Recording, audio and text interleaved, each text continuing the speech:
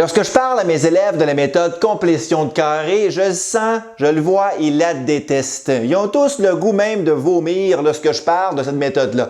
Pourtant, elle est super belle. Aujourd'hui, on va la démystifier ensemble. Nous allons voir comment elle fonctionne par une façon de voir visuelle géométrique. Souvent, mes élèves la détestent, la méthode complétion de carré, parce qu'ils se disent que pour trouver les x d'une équation quadratique, ils n'ont qu'à prendre la formule quadratique. Sauf que c'est un petit peu triste quand même d'appliquer toujours des formules comme celle-ci, alors que nous ne comprenons pas d'où elle provient.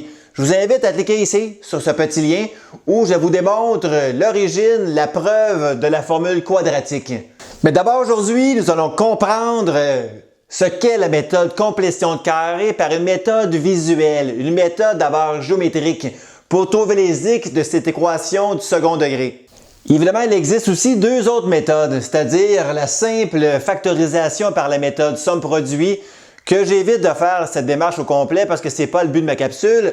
On factorise évidemment ce trinôme du second degré, nous obtenons ces deux facteurs. Évidemment, lorsque ces facteurs sont nuls, c'est lorsque x vaut 5 et x vaut moins 11. Voici donc nos deux solutions où nous pouvons appliquer un peu bêtement la formule quadratique où nous obtenons les mêmes réponses. Mais le but, c'est de comprendre aujourd'hui cette méthode fabuleuse de la méthode complétion de carré. Alors maintenant, c'est le temps pour vous de comprendre à la perfection par cette méthode visuelle géométrique ce qu'est le fondement de la méthode complétion de carré. Si vous remarquez bien dans mon trinôme second degré qui est nul, j'ai mis la couleur, ce terme noir du deuxième degré x carré, le terme en x bleu c6 et le terme constant ici moins 55 en rouge.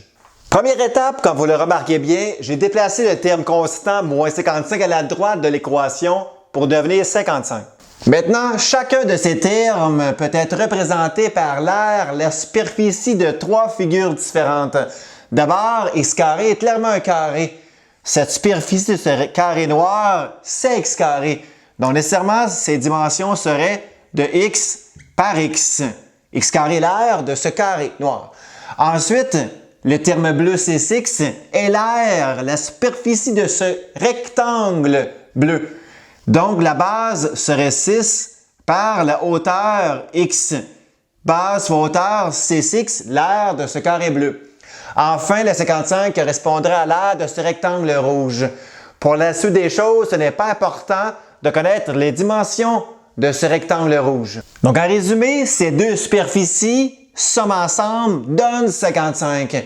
Donc, mon objectif, c'est les combiner ensemble, ces deux superficies.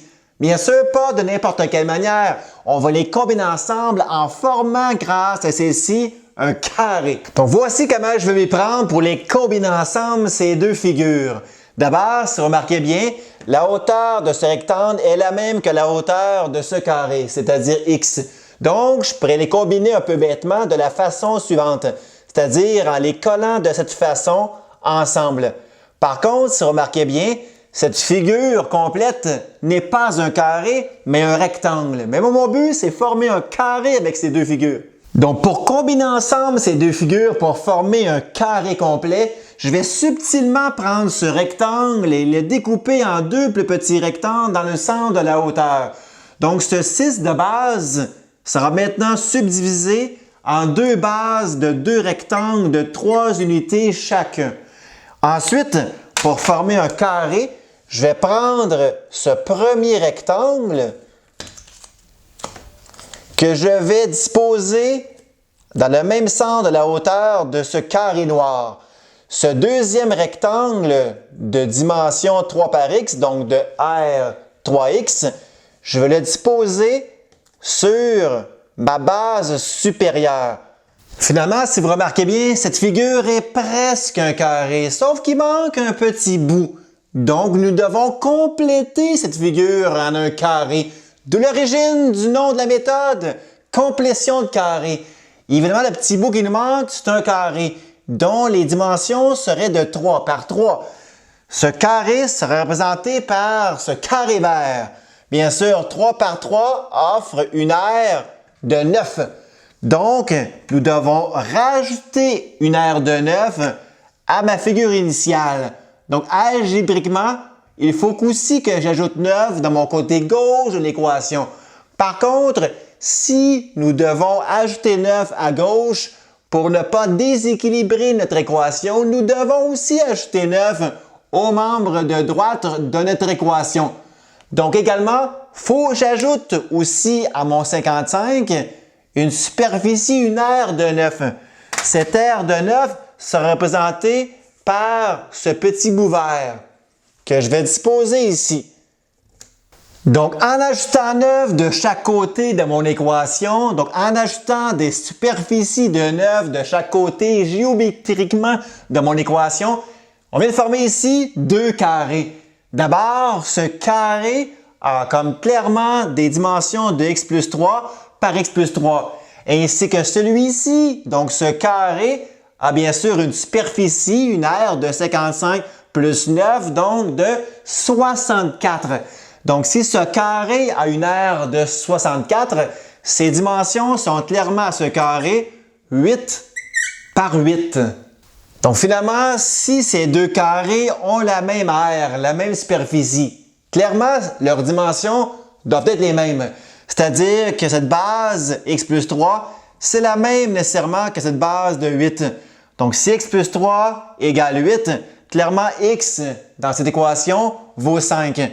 Voici une première racine, x égale à 5, de mon équation quadratique d'origine. Donc, si ces x valent 5, le trinôme suivant serait nul.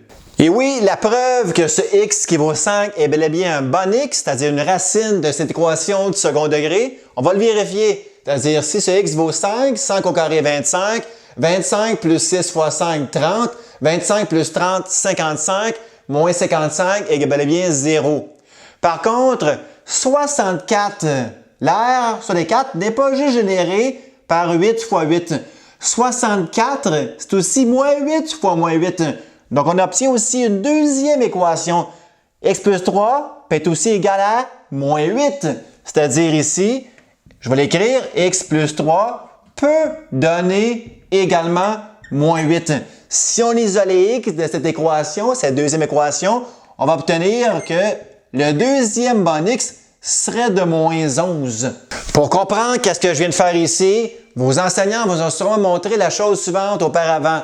C'est-à-dire que si l'aire est x plus 3 fois x plus 3, j'aurai l'expression x plus 3 au carré. C'est égal à 8 fois 8, bien sûr, la superficie initiale de 64. Évidemment, ces deux-ci équations, on pourrait les obtenir de la manière suivante. Pour enlever, bien sûr, au carré, dans le but d'avoir x à isoler, j'aurais qu'à faire la racine carrée de chaque côté de mon équation. Pour donc obtenir x plus 3, bien sûr, racine carrée d'un terme au carré donne juste le radicand de x plus 3, égale la racine carrée de sur les 4.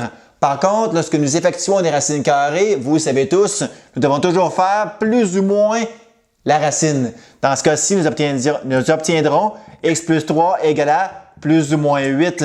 Là, on revient à ce que je vais vous montrer ici par le principe de la méthode complétion de carré. En bout de ligne, on ne peut pas détester cette fabuleuse méthode de la complétion de carré, car lorsqu'on comprend les fondements d'une méthode par cette façon un peu visuelle et géométrique de voir les choses, on comprend mieux les mathématiques et on les déteste beaucoup moins.